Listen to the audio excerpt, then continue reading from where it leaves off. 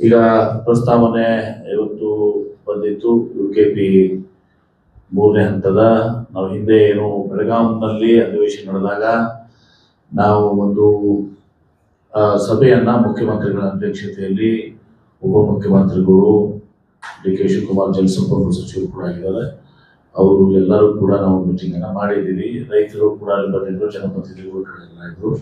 ಎಲ್ಲರ ಬೇಡಿಕೆ ಏನಾಗಿತ್ತು ಅಂದ್ರೆ ಹಿಂದೆ ಇದೇನು ಗೊಂದಲ ಸೃಷ್ಟಿಯಾಗಿದ್ದು ಹಂತವಾಗಿ ಮಾಡಬೇಕು ಅಂತ ಹೇಳಿ 521, 523, 522 3 ಹಂತದಲ್ಲಿ ಮಾಡಬೇಕಾಗಿತ್ತು ಅನ್ನೋದನ್ನ ಇವತ್ತು ಒಂದೇ ಹಂತದಲ್ಲಿ 1 ಗೋ ಮಾಡಬೇಕು ಅನ್ನೋದ 2 ಮಾಡೋದು ನಿರ್ಣಯ ನಿನ್ನೆ ಮುಖ್ಯಮಂತ್ರಿಗಳು ಮಾತಾಡ ನಿರ್ಣಯ ಆಗಿದೆ.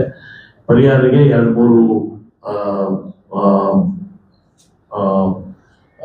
ಪ್ರಸ್ತಾವನೆಗಳೇ ದಿವಸ ಬಂದಿದ್ದಾವೆ. ಕನ್ಸೆಂಟ್ ಅದಕ್ಕೆ ಈಗ ಅವತ್ತು ನಿರ್ಧಾರ ಆದಾಗ ಪ್ರಥಮ ಹಂತದಲ್ಲಿ ಎಲ್ಲ 75,000 ಎಕರೆ 70,000 ಎಕರೆ ಏನು ರೈತರ ಭೂಮಿಗಳಿರ್ತದೆ ಅವರಿಗೆ ಪರಿಹಾರವನ್ನ ಕನ್ಸೆಂಟ್ ಆಧಾರದ ಕೊಡಬೇಕು ಅನ್ನೋದನ್ನ.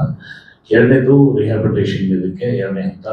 3ನೇ ಹಂತ ಸಿವಿಲ್ ವರ್ಕ್ಸ್ಗೆ ನೋಟಿಫಿಕೇಶನ್ ಬಾಕಿ ಇದೆ, ಅದೆಲ್ಲ ಮಾಡಲಿಕ್ಕೆ ಮತ್ತು ಅದನ್ನ ಮಾಡಬೇಕು. ಮತ್ತು ಸಿವಿಲ್ ವರ್ಕ್ಗೆ ಈಗಾಗಲೇ ಬಹಳಷ್ಟು ಕಾರ್ಯಗಳು ಕೂಡ ಇವತ್ತು ಸ್ಥಾವರಗಳು ಮುಕ್ತಾಯ ಆಗಿದ್ದಾವೆ, ಮೇನ್ ಕೆನಲ್ಸ್ ಆಗಿದ್ದಾವೆ, ನ್ಯಾಚುರಲ್ಸ್, FICs ಹೀಗೆ ಕೆಲವೊಂದು ಕೆಲಸಗಳು ಬಹುತೇಕ ಕೆಲಸಗಳು ಮುಗಿದಿದ್ದಾವೆ. ಈಗ ನಮ್ಮ ಮುಖ್ಯಮಂತ್ರಿಗಳು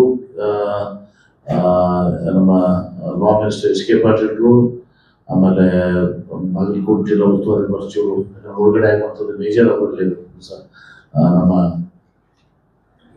ತಿಮ್ಮಾಪುರ್ ಅವರು ನನಗೆ ಮತ್ತು ಶಿವಾನಂದ ಪಾಟೀಲ್ರಿಗೆ ಕೊಟ್ಟಿದ್ದಾರೆ. ನಾವು ಆ ರೈತರ ಜೊತೆ ಮತ್ತು ಜನಪ್ರತಿನಿಧಿಗಳ ಜೊತೆ ಮಾತಾಡಿ ಸಲ ಆಗಿದೆ ಬೆಲೆಗೆ ಎಷ್ಟಾಗಬೇಕು ಅಂತೇಳಿ ಅವ್ರು ಕೇಳಿದ್ದಾರೆ.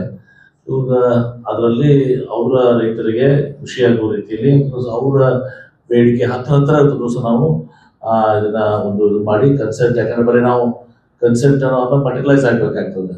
ಆ ಕನ್ಸೆಂಟ್ ಇದನ್ನ ಇದು ಮಾಡಲಿಕ್ಕೆ ನಾವು ದಿವಸ ನಿರ್ಣಯ ಕೇಳ್ಕೊಂಡಿದ್ವಿ. ಈಗ ಮಾತುಕತೆಯನ್ನು ಮಾಡ್ತೀವಿ. ಬಹಳ ಒಳ್ಳೆಯ ಡೆವಲಪ್ಮೆಂಟ್ ಇದ್ರು ಸರ್. 1 ಗೋ 524 ಎಲ್ಲರಿಗೂ ಕೂಡ ನಾವು ಅದನ್ನು ಮಾಡುವಂಥದ್ದು ಹಂತವಾಗಿ ಮಾಡೋದಲ್ಲ. 524 ಮತ್ತು ರೈತರು ಏನು ಇವತ್ತು ದಿವಸ ಅಲ್ಲಿ ಮೊನ್ನೆ ಬೆಳಗಾವಿಯಲ್ಲಿ ಬೇಡಿಕೆ ಇಟ್ಟಿದ್ದಾರೆ, ಅವರ ಬೇಡಿಕೆಗಳ ಅನುಗುಣವಾಗಿಯೇ ಸರ್ಕಾರ ಹತ್ರ ಇವತ್ತು ದಿವಸ ಒಂದು ನಿರ್ಣಯನ ತೆಗೆದುಕೊಳ್ಳಲಿಕ್ಕೆ ಇದು ಮಾಡಿದೆ. ಶೀಘ್ರದಲ್ಲಿ ಮೀಟಿಂಗ್ ಮಾಡಿ ಮುಖ್ಯಮಂತ್ರಿಗಳಿಗೆ ಅದನ್ನ ಮನವರಿಕೆ ಮಾಡಿಕೊಡ್ತೇವೆ. So it's very positive and good decision. Next science subject ಆಗಿ ಲ್ಯಾಂಗ್ವೇಜಸ್ ಮತ್ತು ಸೈನ್ಸ್ ಸಬ್ಜೆಕ್ಟ್ ನಿಮ್ಮ ಯೂನಿವರ್ಸಿಟಿ ಫೋಲ್ಡ್ ತಗೋತೀರಿ ಅಂತ ಕೋರ್ಸಸ್. ಈಗ ನಾವು ಫಸ್ಟ್ ಏನ್ ಮಾಡ್ತೀವಿ, ಈಗ ಡೀಮ್ಡ್ ಯೂನಿವರ್ಸಿಟಿಯಲ್ಲಿ ಕೂಡ ಅನೇಕ